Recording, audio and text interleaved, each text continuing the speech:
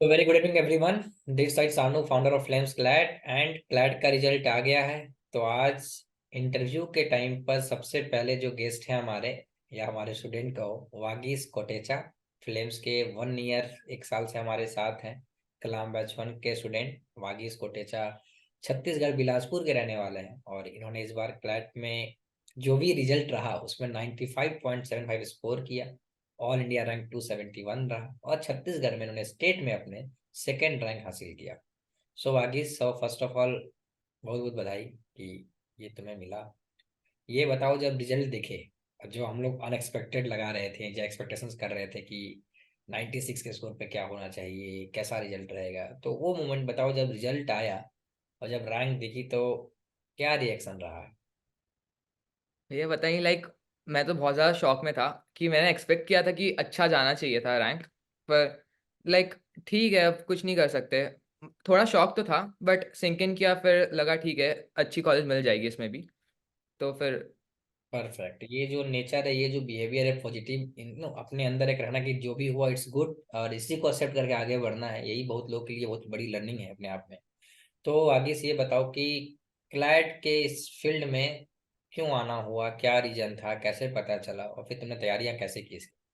हाँ भैया, तो मेरे पापा भी लॉयर है। तो लॉ का मैं पहले ही पूरा पूरा जो फील्ड था उससे एक्सपोजर था। एंड मेरी बहन ने भी क्लैट दिया था। हम्म। वो भी एनएलयू में अभी। हम्म। सो पहले से ही पता था कि ये कुछ एग्जाम है, पर 8 और 9th में मेरा ये था कि मैं जेई डबल ई करूंगा हम्म। और वो करके कुछ आईआईएससी बैंगलोर में जाऊंगा।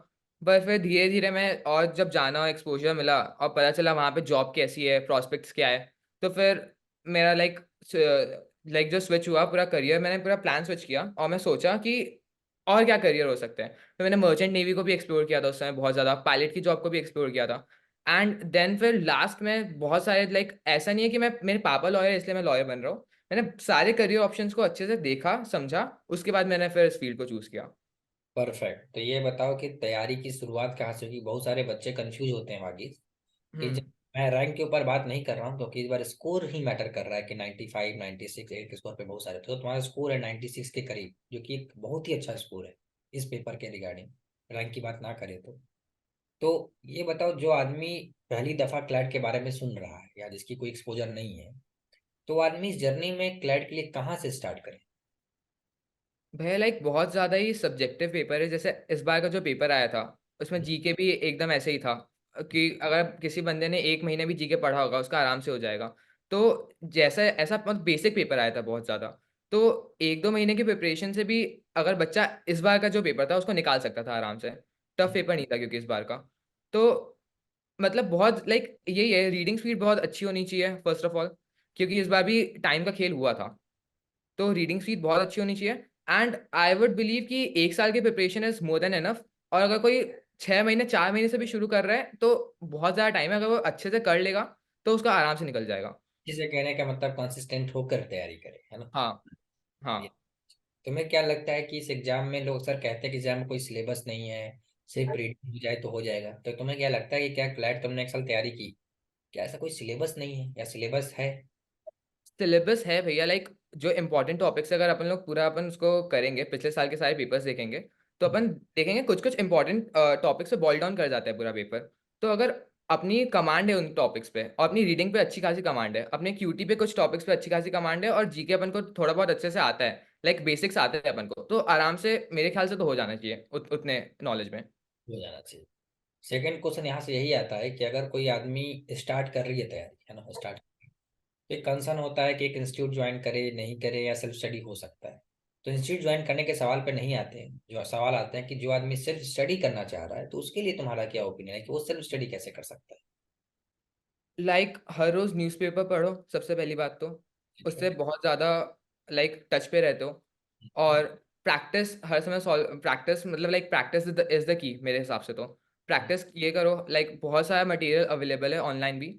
तो मटेरियल की कमी नहीं है, बस ये है कि अगर आप सेल्फ स्टडी करोगे तो आपको एक गाइडेंस नहीं मिलेगी। गाइडेंस नहीं मिले मतलब तुम्हें लग रहा है कि कहीं ना कहीं एक गुरु होना चाहिए इस जगह? हाँ, आपको अगर कोई वेट बताने वाला नहीं होगा, क्योंकि लास्ट महीने में भी मैं बहुत डाउन फील कर रहा था कि अब होगा कि नहीं होगा। तो उस समय पे जैसे फ्लेम्स था, तो मेरे को एक वो था कि अच्छा ठीक है, अभी भी बहुत अच्छी खासी होप है मेरा निकल सकता है, और लास्ट मोमेंट पे एकदम मैं हाई पे गया था एग्जाम देने के लिए। तो वो एक ज़रूरी चीज़ रहती है, क्योंकि बहुत सारे बच्चे ये होते हैं कि आखिरी के महीने में, आखिरी कुछ दिन में एकदम होप खो देते हैं। तो लाइक एक रहना चाहिए, एक मोटिवेशन फैक्टर रहना चाहिए। तो उसके लिए, गाइडेंस के लिए, आई आई वुड बिलीव कि कोचिंग एक रिक्वायरमेंट है। ओके, तो ये बात बहुत तुमने अच्छा कहा कि सेल्फ स्टडी तैयारी करो, बट एक गुरु होना चाहिए जो तुम्हें डायरेक्शन बताए कि जो तुम तैयारी कर रहे हो वो सही भी है कि नहीं है, और हुँ, क्या हो गई। ठीक है। हुँ। सेकेंड पॉइंट आता है कि इस एग्जाम के बारे में जब हम बात करते हैं तो इस एग्जाम में 5 सेक्शन हो जाते हैं, है ना? तो ये बताओ कि सबसे पहले जीके के बारे में जो एक बात है कि जीके बहुत अनप्रिडिक्टेबल है, जीके की तैयारी कैसे करनी चाहिए, बच्चों का जो मैक्सिमम जो लास्ट महीने जो गुजरता है वो सिर्फ जीके पे आकर ही स्टक हो जाता है। तो तुम्हें क्या लगता है कि इस एग्जाम में लीगल रीजनिंग, क्रिटिकल रीजनिंग और आरसी की ज्यादा वेटेज होनी चाहिए स्टार्टिंग से, या हम जीके को लेकर ही कंफ्यूजन है? तुम्हारा इसके ऊपर क्या ओपिनियन? भैया, reading section is the must, like वही रैंक दिलाएगा, वही आपको कॉलेज दिलाएगा। जीके तो आप कुछ भी करो, या तो जैसे इस बार का बहुत ज्यादा इजी जीके आया था, तो सबका बन गया।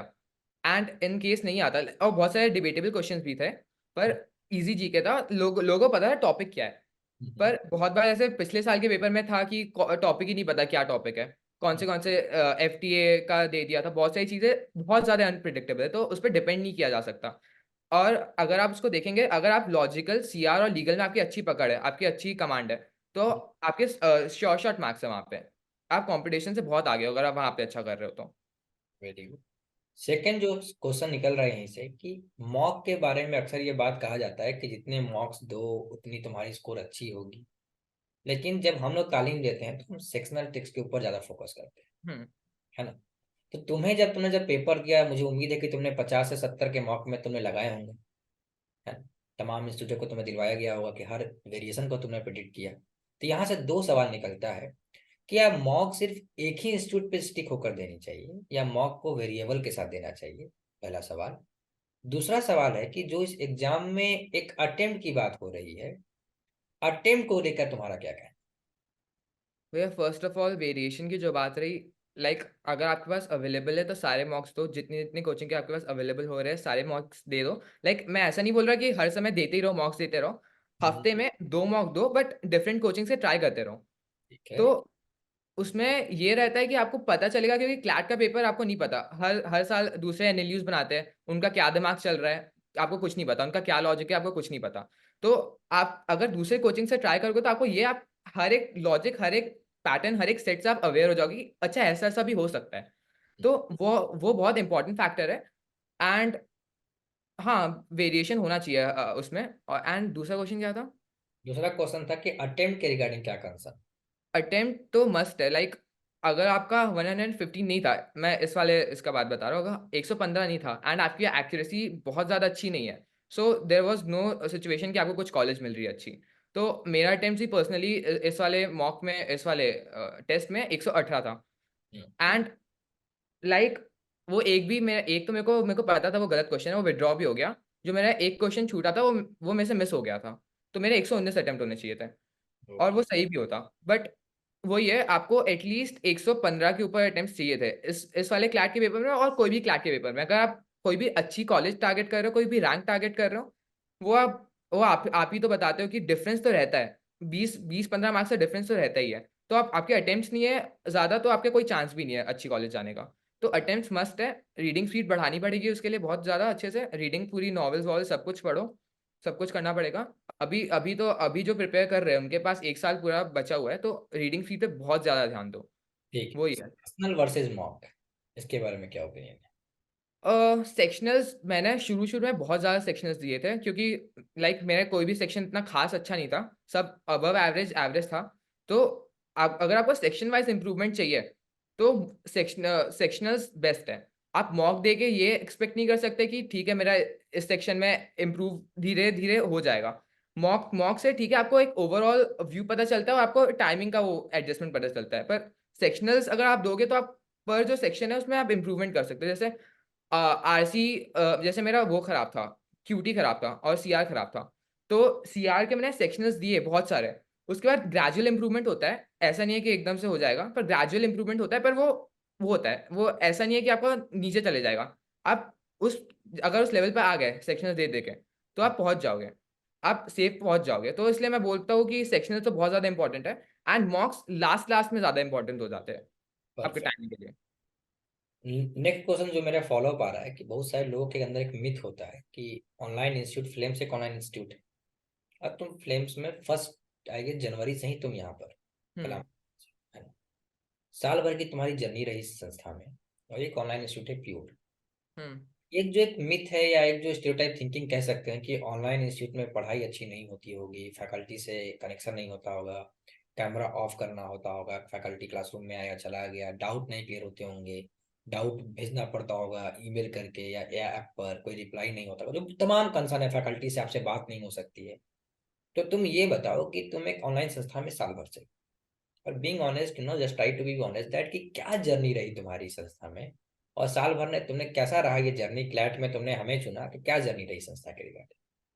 लाइक भैया मैं बाकी एक और एक इंस्टीट्यूट के उसमें था, ऑनलाइन प्रोग्राम में, हाइब्रिड था वो एक्चुअली। तो ये चीज़ रहती है कि लोगों को एक डर रहता है, और बहुत बहुत हद तक लोगों का दूसरे इंस्टीट्यूट में देखो तो सच भी होता है ये चीज़, कि ऑनलाइन में ज़्यादा ध्यान नहीं मिलता, कैमरा सब लोग ऑफ करके कुछ भी पढ़ा के चले जाते हैं, कुछ समझ में नहीं आता, डाउट डाउट क्लियरिंग भी ऐसे ही है। तो उस सिनेरियो में तो फ्लेम्स एकदम लाइक वो था, आई ओपनर, मतलब खत्म था, मतलब सब कुछ। आप देखो फ्लेम्स में जाके तो पहली आपकी मेरे को क्लास याद है, मैं उस समय बाहर था, आउट ऑफ स्टेशन था। आपने बोला कैमरा ऑन करो, कैमरा ऑन करो, यहाँ पे कल्चर पूरा डिफरेंट है, एंड उसी समय फील हो गया यार दिस इज डिफरेंट। तो उसके बाद से मेरे को पता चल गया था ये जगह अलग है, छोड़ना नहीं है इसको।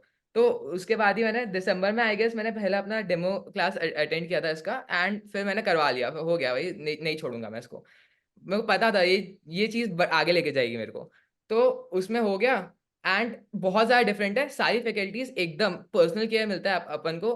लाइक मैं अपने ऑफलाइन इंस्टीट्यूट में भी इतना एक्सपेक्ट नहीं करता कि यहाँ पे मेरे को इतना मिलता है पर्सनल केयर और पर्सनल अटेंशन। कौन था आपका क्या? मेंटर, कौन था मेंटर आपका, पर्सनल मेंटर कौन दिया सुयश गया था। भैया, सुयश भैया। अच्छा, सुयश बैंगलोर से फैकल्टी थे, सुयश हाँ। बात कर रहा था आई गेस, कल रात को बात हो रही थी ना तुम्हारी हाँ, उससे। कल भी हो रही थी। हाँ, उसने कॉन्फ्रेंस किया लाइक था। हर समय बात करते रहो, और एक रहता है कि इतना लाइक कि कभी भी कॉल कर लो उनको, और फिर वो एकदम मोटिवेट कर देते हैं, बहुत लाइक बहुत ज्यादा तगड़ा चीज है वो चीज। उसको भी कि मैं कल कॉल किया, कहे कि सुयश भैया कॉन्फ्रेंस पर, कितनी लंबी कल बात चली तुम्हारी उससे, मतलब 12 की लग कर कितने कल बात हुई थी हाँ, हमारी, 40 मिनट तक चली होगी। क्या बता रहा था कल सुयश की बैंगलोर। हाँ नहीं, वो बोल रहे थे कि अरे हम लोग वही एनयूजे और उसके एनएलयूजे के बीच में डिबेट कर रहे थे, मतलब क्या सही है क्या नहीं है। चलो अच्छा, डिबेट में क्या जीता। जोधपुर। जोधपुर जीता, और तुम्हारा मन है बंगा, राइट, WBA। नहीं था मेरा, अब नहीं है फिलहाल, तो अब तो जोधपुर। कर दिया। हाँ अभी तो नहीं है, अब देखते हैं अब क्या होता है, मैंने उसको नीचे भी डाला था काउंसलिंग में, तो लेकिन दिक्कत हाँ, थी। एक शिकायत रहेगी हमें हमेशा कि NLU दिल्ली तुम्हें देना चाहिए। हाँ अरे हाँ भैया, वो तो क्या ही बोलूं, देना था मेरे को। एलियट देना चाहिए था, बट कोई बात नहीं, you did well. But last सवाल पूछते हैं, बट नॉट द लिस्ट, कि आने वाले एस्पिरेंट को क्या तुम्हारी एक सक्सेस मंत्रा होगी, जहां पर उनको लग रहा है कि पेपर इजी आ रहा है, अब तो कोई दिक्कत ही नहीं है, हो जाएगा, तो क्या तुम्हारी एक मंत्रा रहेगी, क्या वो जो सीरियसनेस खत्म कर रहे हैं पेपर इजी देख, उनको लग रहा है कि अब तो नॉर्मल है कैसे भी कर लेंगे, तो तुम्हारी क्या उनके लिए एडवाइस है, और क्या तुम्हारी एक अपनी ओपिनियन है कि किस तरह से लोग तैयारी स्टार्ट करें। एक साल के बाद फिर ये पेपर आने वाला है, फिर तुम्हारे जगह कुछ नए चेहरे यहाँ पर आएंगे, आपके पहले भी कोई और नए चेहरे थे, तो बताओ कि क्या कंसर्न हो सकता है, क्या एडवाइस है तुम्हारी। सबसे पहले तो ढीला नहीं छोड़ना एग्जाम को, क्योंकि बहुत बच्चे हैं। इस बार भी 1 लाख प्लस लोग ने दिया था, बहुत बच्चे हैं, हम्म, कमी नहीं है बच्चों की। एंड अगर पेपर इजी भी आ रहा है तो सबके लिए इजी है। यहाँ पे 3-3 मार्क्स में कितने हजार हजार रैंक का डिफरेंस आ जा रहा है। अभी लाइक मेरे मेरे से एक बंदे ने 3 मार्क्स ज्यादा लाया, उसकी 43 रैंक है। तो बहुत ज्यादा ही ब्रूटल कंपटीशन है। 0.25 पे 100 बच्चे बैठे हुए हैं। तो ये मत सोचना कि इजी पेपर है, ठीक है, मुश्किल। आप चलो ठीक है, इजी पेपर है, पर कट ऑफ बहुत ज्यादा हाई जाने वाला है अगर इजी पेपर आया तो। तुम्हारे और नियति के बीच में 2 नंबर का, 2.5 नंबर का डिफरेंस है, और नियति की रैंक और रैंक 57 गिरी है ना? हम्म। तुमसे 1-2 नंबर पीछे है आई गेस रिजा, 94-93 को भी स्टैंडर्ड, वो भी आने वाली है। हम्म। तो 90 प्लस पे हमारे कम से कम 10-12 बच्चे हैं, लेकिन 10-12 को बैच में जब मैं रैंक देख रहा हूँ ना, तो रैंक बहुत अलग निकल जा रही है। एक नंबर पर अंडर 100 बैठा हुआ है, एक नंबर के बाद वो सीधे 200 के पार है, और 3 नंबर पे वो 500-600 पर है, और 90 पर आते आते वो 1000 पे खड़ा हो गया। तो ये जो कंसर्न रहा है वो तो रहेगी, but again Fortune favours the brave, जो रहा कैसा भी रहा, अपना है कि अपना बेस्ट देने का है। नहीं भी, जिस बहुतों को हो सकता है कि भाई कुछ नंबर कम के मार्जिन से चीजें नहीं हो रही डुएबल, इट्स ओके। तो तुम्हारा सक्सेस मंत्रा ये है। और घर में कैसा लगा जब मॉम डैड को पता चला कि आज पापा की कॉल भी आई थी, राइट? हाँ, गजब। पापा पापा तो खुश थे, like he was very happy. Clear है भाग्यश, उनके चेहरे पे स्माइल लाना मेरे लिए बहुत टफ था क्योंकि मैं जब भी उनसे बात कर रहा था, हाँ जो भैया। फैकल्टी मीटिंग हो या पर्सनल कांटेक्ट हो, ही वाज लाइक, हाँ ठीक है, आपको लगता है हो जाएगा तो हो ही जाना चाहिए। तो he was always on me कि आपको लगता है तो हो जाना चाहिए, हमें कि नहीं हाँ हो भैया। जाएगा। और जब आए भी थे तो लेट नाइट क्लास नहीं चलाओ, I still remember the faculty teacher meet कि सानू लेट नाइट क्लास नहीं चलाओ, और उसके हाँ लिए कंसर्न रहा। लेट नाइट क्लास के बारे में आज पापा को बताया कि क्यों इंपॉर्टेंट थी फिल्म की लेट नाइट क्लास। भैया, मैं तो कब से बोलता था, मेरे को तो मैं सच बताऊँ तो मेरे को सुबह पढ़ना जमता नहीं है। मैं सही। रात को ही पढ़ता हूँ। अभी भी रात को ही पढ़ता हूँ मैं।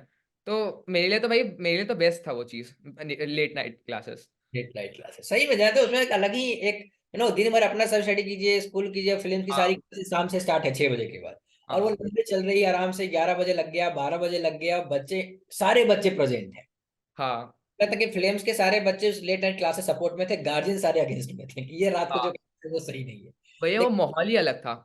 माहौल अलग है, रात के 12 बजे 1 बजे क्लास चल रही है, इस लिटरली अलग लेवल पर है। तभी देखो क्लैट का क्या सीन रहा, रिजल्ट कितना बेहतर है, एलिट भी किस तरह से परफॉर्म अच्छे से हो रही है, और आई होप दैट एलिट में अच्छे रिजल्ट आएंगे, 100+ तो आएंगे बहुत भैया, आएंगे। है ना। हाँ तो आज वागीज काफी अच्छा लगा कि आज तुम सेम मेरे साइड पर हो, बट आज डिफरेंट इंटरव्यूअर के तौर पर आए तुम। It's really glad to interact with you, I hope that कि तुम्हारी जर्नी लोगों को इंस्पायर करेगी, इम्पैक्ट पड़े कि बिलासपुर के छोटे से शहर से रहने वाले हो और वहां से तुम इतनी बड़ी जर्नी करे, अपने आप में एक इंस्पिरेशनल है, अपने आप में एक इम्पैक्ट डालता है सोसाइटी को कि लॉ एज ए फील्ड क्यों इंपॉर्टेंट है। तो I just wish all the best वागीज, and stay connected always, we are always there for, thank हाँ यू। भैया, वो तो कभी नहीं छोड़ेंगे। Thank you so much. Thank you.